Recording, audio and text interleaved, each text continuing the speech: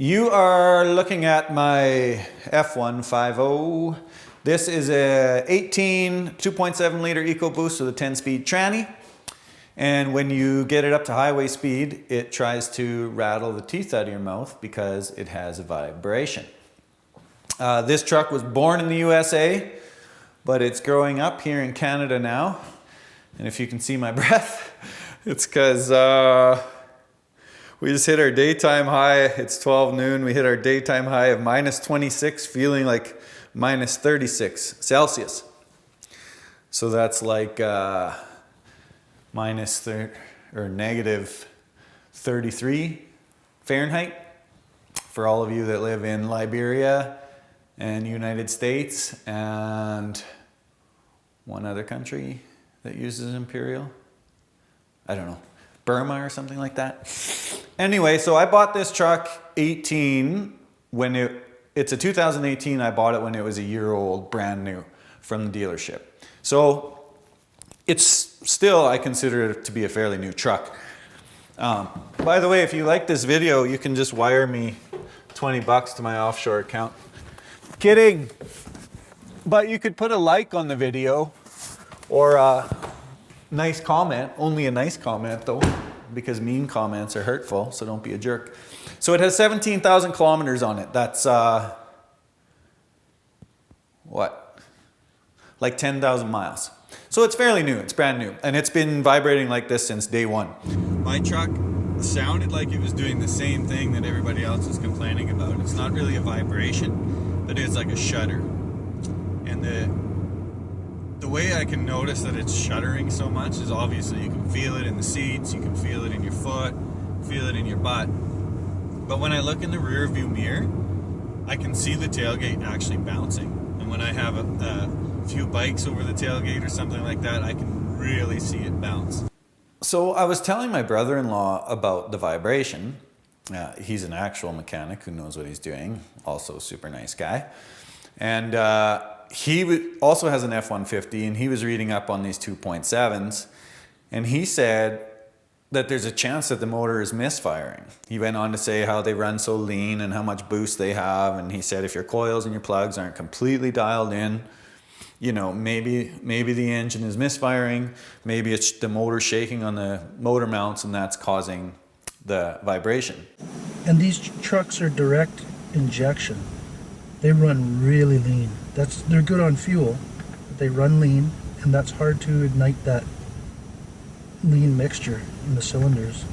Because when he drove it, he could feel it in his foot. He says, yeah, I really feel it in the throttle. So anyway, he has a really nice snap-on scanner. So he wanted to do a scan. So we ran the truck, we scanned it, and lo and behold, the engine did misfire.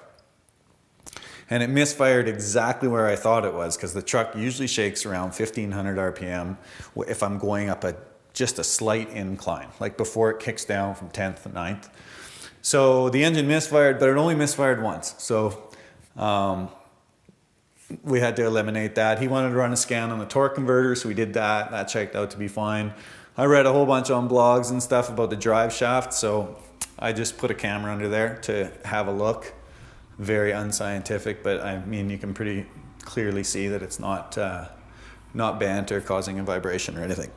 So then I finally got this thing into the dealership, and the service manager took it for a drive. He said, yeah, I can really feel it in my butt, on the seat. It's shaking. Make an appointment, bring it in. What we're gonna do, we'll start by, we'll balance the tires, we'll move the back to the front to the back.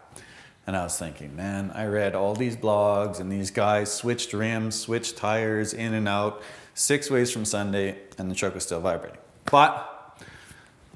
And I didn't think it'd be out of balance from factory because it's pretty much brand new. So I have the work order here. And I'll try and put this on the screen actually. It says, found the rear tires out by 5 ounces. This could be the cause of a slight rotational vibration. Road tested after at speeds of 60 to 100 kilometers an hour, confirmed vibration is no longer present. However, there is a slight driveline vibration felt. This is normal condition for a 4-wheel drive equipped vehicle.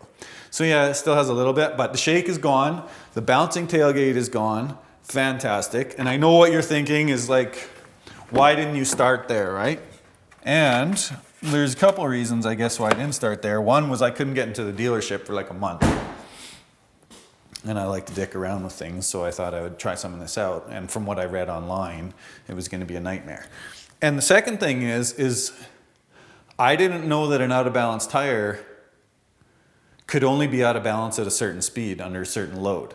Because this truck didn't shake at 50 miles an hour, it doesn't shake at 70 miles an hour. It only shakes at 60 miles an hour. It shakes at 1,500 RPMs, and when you're going on an incline, a slight incline. So when the engine misfired, it was when the engine was under 40% load. So that really threw me for a loop. I didn't know that could happen. So anyway, there's one other thing. If your truck is shaking, this is very, very important. These wheels are not nice. There's like a vortex inside these wheels that sucks in dirt and grime. Or if you have the luxury of driving on beautiful highways like I do up here. Highway 93 is looking great today. Good Christ. The rear wheels get packed full of snow and they get packed full of mud and stuff. And when that happens, it just shakes the you-know-what out of the truck. So if you're trying to diagnose it, first make sure you clean these wheels out. I use this bottle brush and I get in there and clean them out like this.